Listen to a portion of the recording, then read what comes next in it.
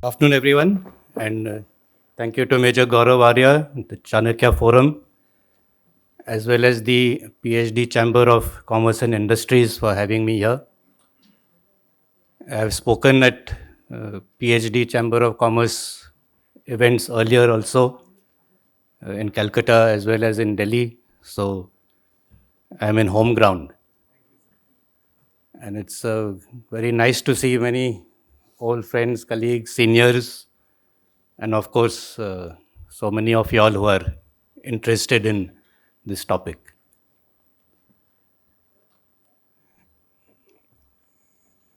The subject is an argument for a leaner army, but I would like to go back a few steps. We cannot jump to this straight away. What strength of the armed forces we require would depend on our threat perception. And based on that, what is the combat potential that we should have of the armed forces, the army, navy, and air force? It is not that one fine day you get up in the morning and say, let's knock off 20,000 from the army. No, it doesn't work that way. You first have to know what you're dealing with. What is the strength you require to deal with it? And then see if things can be made more efficient. Then see with lesser numbers, whether of men and material, can you achieve the same task that has been given to you?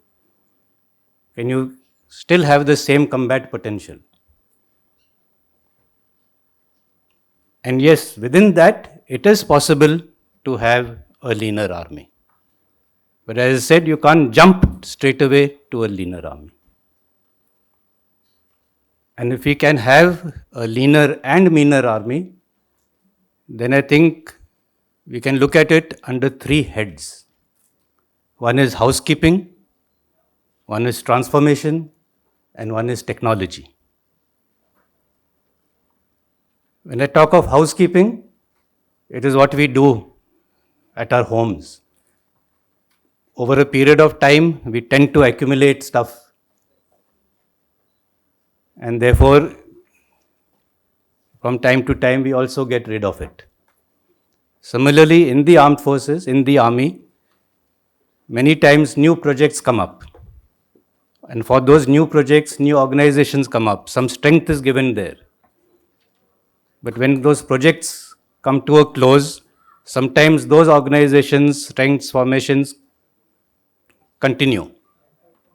So from time to time, it is required to see that these ad hoc organizations or strengths that were built up are also sent back or disbanded. But that will, of course, be a very small drop in the ocean. When we speak of a leaner army, there is no magic wand.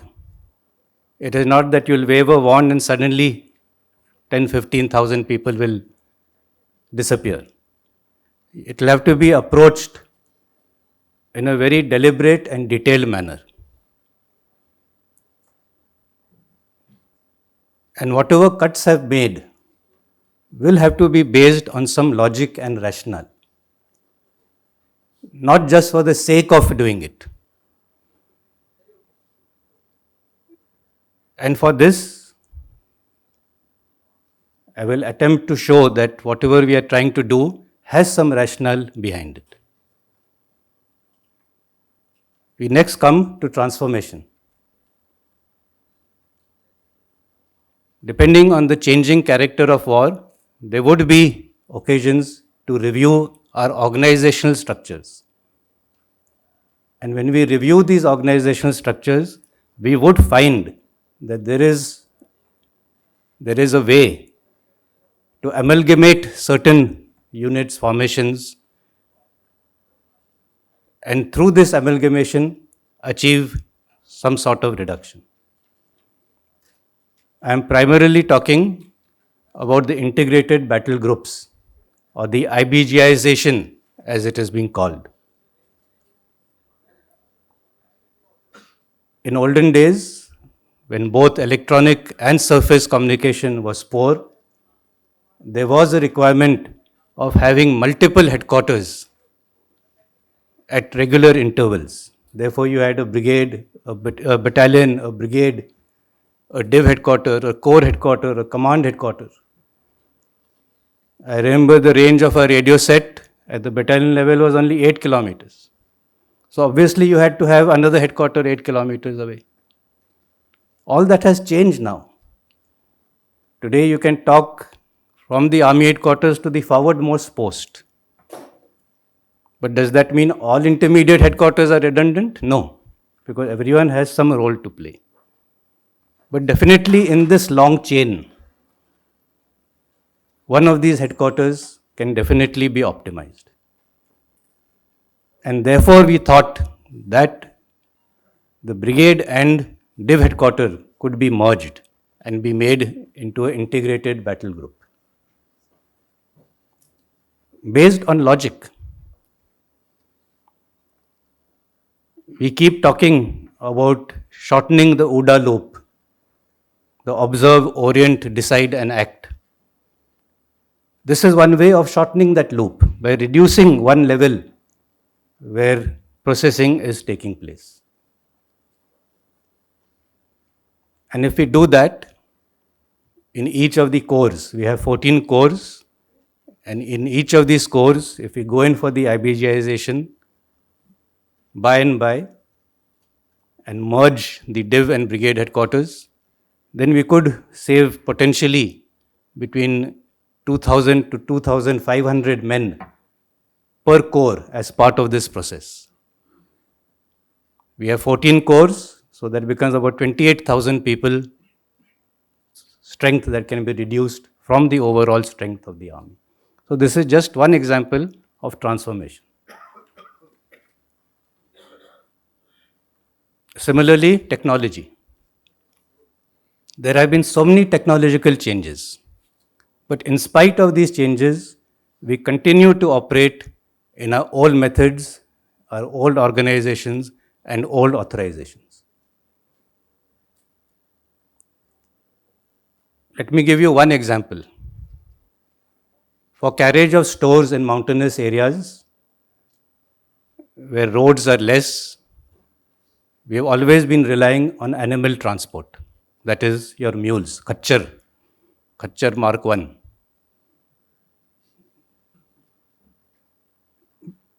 And we have about 6,000 mules deployed in various forward areas, and another 6,000 in reserve in our remount veterinary depots. As Eastern Army Commander, whenever I went to my corps, 3, 4 and 33 corps, and I asked them, how many times have these mules actually been used? Out of the 13 sections of mules that you have, how many have been used? It was maybe 1 or 2. Because roads have come up now, where earlier mules used to go. Things have changed. Now you have drones. You have drones which are capable of carrying an equal amount of load. You don't require a mule. That's why they're called mule drones. They can carry 20 kilos each. What could be done, or what needed to be done by 2 or 3 mules can now be done by 1 drone. Do we still require those 6,000 mules? Or can we do away with it? 6,000 mules means equal number of handlers, 6,000 handlers. Their ration, water, khana pina, the expenditure on that. The accommodation of the mules with their stables and everything is sometimes even better than that of the men. I'm telling you, go to Binaguri and see.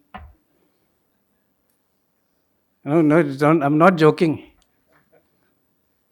It's all expenditure and wasted. So it is not just a case of bringing the strength down, but through bringing the strength down, we are also bringing the expenditure down. So these are the kind of things that we have to look at. And this change will have to come from within. Everyone has to decide that yes, with the technological improvements which have taken place, I can do away with this much. I would not like to go too many details for such a mixed audience, but I think every unit of the Indian Army can easily, because of the changes which have taken place over the last 20, 30 years, each and every unit of the Indian Army can easily reduce 10 to 15 men. 10 men you reduce from each infantry battalion, you have 400 such battalions, that's 4,000 less. Can we become leaner? Definitely. But that will call for the change to be from within, driven from within. And everyone will have to accept that because of these changes, we are being able, with that lesser strength, to continue to be able to do our tasks as effectively as we were doing earlier. So these were the 3 points which I wanted to place before you all on how we can become a leaner and meaner army, but while maintaining the same levels of effectiveness and combat potential. Thank you, and I'm open to questions.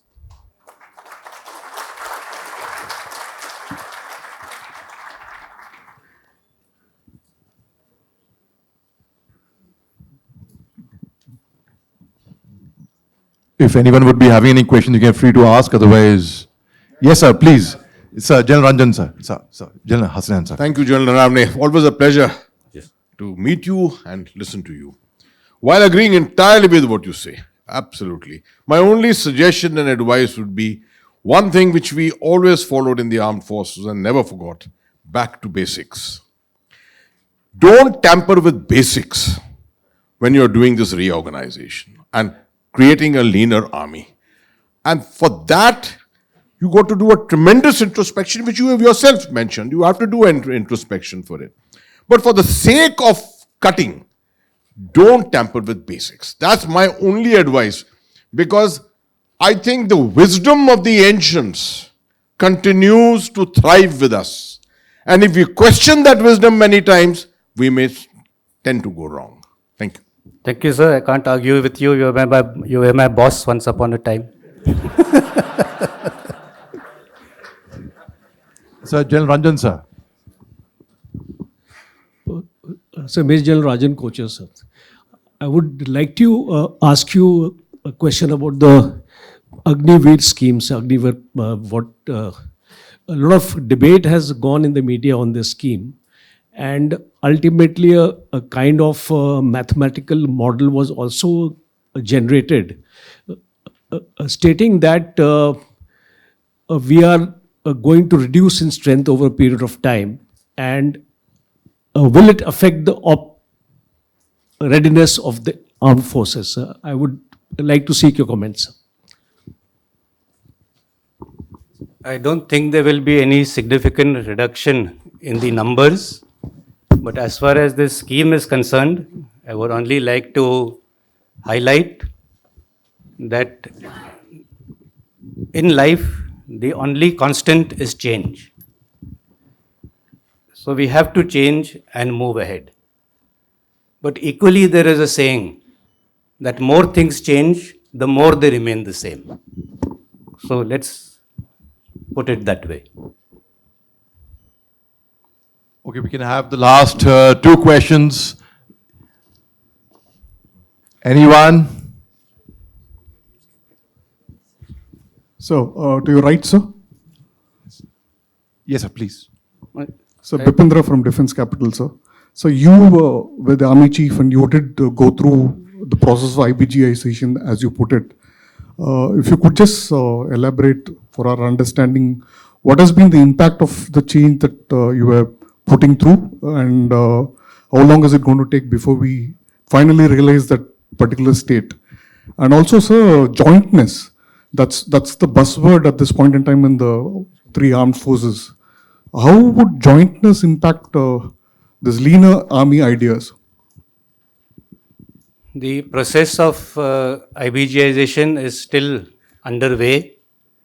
We have identified 2 of the corps to be the test beds for this process.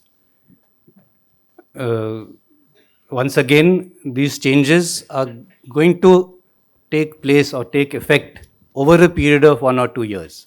It is not that one fine day you're in one form and the next morning you're in IBG form. The transition itself, the posting in and out of officers and men from their various units, the relocations will happen as part of the standard moves from field to peace, which will also happen as and when they are due. So all these will take their own time. So we think that for one formation to transform into this IBG mode would take at least about 2 years. And even if we do more than one formation, that is more than one corps at a time, for all of us to get into this new form may still take a decade or so. But that is the way it happens. Even when the PLA was transforming into something akin to this, they took more than a decade plus for that change to occur. I heard and read about that change when I was doing the higher command course in 2003. And that change came into effect about 15 years later. So that is how these transformations will happen. They're not sudden. And similarly, in jointness and in transformation, in the joint structures, and I know the topic of theatre commands is very much a burning topic and uppermost in our minds. Even in that, the change will happen gradually. And as we learn, we will make mid-course corrections to make sure that while we are transiting one way to the other, at no point of time are we operationally compromised. As General Hasnain said, one foot will always be on the ground. Good afternoon, sir. First of all, thank you so much for addressing all of us with your kind words. I just have 3 points and I would love for you to address them. Firstly being, how about we integrate civilian contracts like we've seen in many other nations into our military for maintenance of infrastructure and ideals, so that the time of the troops is better utilized in their training and their advancement, not only in their physical capabilities at times of war, but also their entire self-well-being. Secondly, sir, I have a small doubt regarding the Agniveer scheme. As you were an integral part of the formation of the entire thing, wouldn't this affect the brotherhood between the troops during a specific operation? And thirdly, the last point being, how about an integration of AI or artificial intelligence for that matter into the military for simple basic commands and operations, so that the aim of having a leaner army could be achieved more easily? Thank you so much. That's all for me. Well, we are trying our best to integrate AI into our systems. However, at the end of the day, there will always be a human in the loop, because the field that we are in, which results in death and destruction, cannot be left to a machine. There will always be ethical considerations which have to be kept in mind, and therefore the human element will always be important. As far as the Agniveer scheme is concerned, or Agnipath scheme, it is up to us to make it a success. And I do not think that there is any reason why any new recruit will not be accepted or will not be made part of the family that he joins. Before the 71 war, many courses and training periods were truncated. Jawans joined their units perhaps a month or 6 weeks before the war, and within 6 weeks, they were an integral part of the team. So there is no reason to believe otherwise. And what was the first one? Yes. So definitely, outsourcing is a major component we are looking at, and a number of these outsourcing projects or systems have already been incorporated. In fact, one of them has been started by Raj Shukla. He is, I think, gone missing in action. He was sitting here 2 minutes ago, where the entire housekeeping and the catering services at the EME school at Baroda were outsourced, and complete army manpower reduced from that. So things are ongoing. Of course, all of them take their time. Thank you.